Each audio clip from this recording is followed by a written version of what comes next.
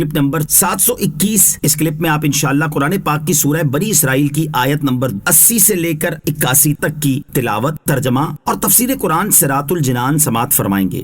بسم اللہ الرحمن الرحیم۔ ترجمہ: اللہ کے نام سے شروع جو نہایت مہربان رحمت والا ہے۔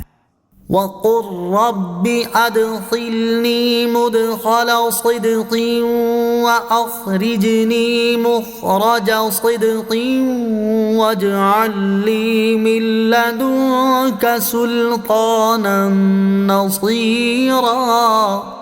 ترجمہ: اور اے حبیب یوں عرض کرو کہ اے میرے رب مجھے پسندیدہ طریقے سے داخل فرما اور مجھے پسندیدہ طریقے سے نکال دے اور میرے لیے اپنی طرف سے مددگار قوت بنا دے۔ وقل، اور یوں عرض کرو۔ اس آیت میں ایک دعا سکھائی گئی ہے اور اس کے بہت سے مطالب و معانی مفسرین نے بیان فرمائے ہیں۔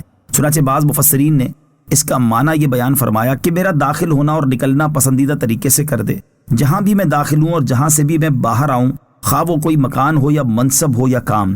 بعض مفسرین نے کہا اس سے مراد یہ ہے کہ مجھے قبر میں اپنی رضا اور طہارت کے ساتھ داخل کر اور قبر سے اٹھاتے وقت عزت و کرامت کے ساتھ باہر لا۔ بعض مفسرین نے کہا اس کے معنی یہ ہے کہ مجھے اپنی طاعت و بندگی میں صدق کے ساتھ داخل کر اور اپنی نافرمانی کے کاموں سے صدق کے ساتھ خارج فرما دے۔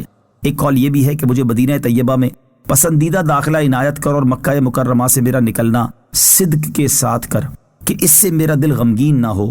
مگر یہ آخری توجیہ اس صورت میں صحیح ہو سکتی ہے کہ جبکہ یہ آیت مدنی نہ ہو بلکہ مکی ہو۔ وَاجْعَلْ لِي مِن لَّدُنكَ سُلْطَانًا نَّصِيرًا، اور میرے لیے اپنی طرف سے مددگار قوت بنا دے، یعنی اے اللہ عز و جل مجھے وہ قوت عطا فرما جس سے میں تیرے دشمنوں پر غالب ہو جاؤں، اور مجھے وہ حجت دے جس سے میں ہر مخالف پر فتح پاؤں، اور وہ واضح و نمایاں غلبہ جس سے میں تیرے دین کو تقویت دوں۔ یہ دعا قبول ہوئی اور اللہ تعالیٰ نے اپنے حبیب علیہ الصلوۃ والسلام سے ان کے دین کو غالب کرنے اور انہیں دشمنوں سے محفوظ رکھنے کا وعدہ فرمایا۔ وَقُلْ جَاءَ الْحَقُّ وَزَهَقَ الْبَاطِلُ إِنَّ الْبَاطِلَ كَانَ زَهُوقًا۔ ترجمہ: اور تم فرماؤ کہ حق آیا اور باطل مٹ گیا، بے شک باطل کو مٹنا ہی تھا۔ وَقُلْ جَاءَ الْحَقُّ وَزَهَقَ الْبَاطِلُ، اور تم فرماؤ کہ حق آیا اور باطل مٹ گیا، یعنی اسلام آیا اور کفر مٹ گیا۔ اور خلاصہ یہ کہ حضور اقدس علیہ الصلوۃ والسلام تشریف لائے تو نور آیا اور اندھیرا گیا، اسلام آیا اور کفر گیا، قرآن آیا اور شیطان گیا، خیر آئی اور شر گیا، ہدایت آئی اور گمراہی گئی، مگر یہ سب کچھ اس دولہ کے دم قدم سے ہوا جس کے دم کی یہ ساری بہار ہے۔ سب کچھ وہی لائے، ان پر درود اور سلام ہو۔ ہے انہی کے دم قدم کی باغ عالم میں بہار، وہ نہ تھے عالم نہ تھا اگر وہ نہ ہو عالم نہیں۔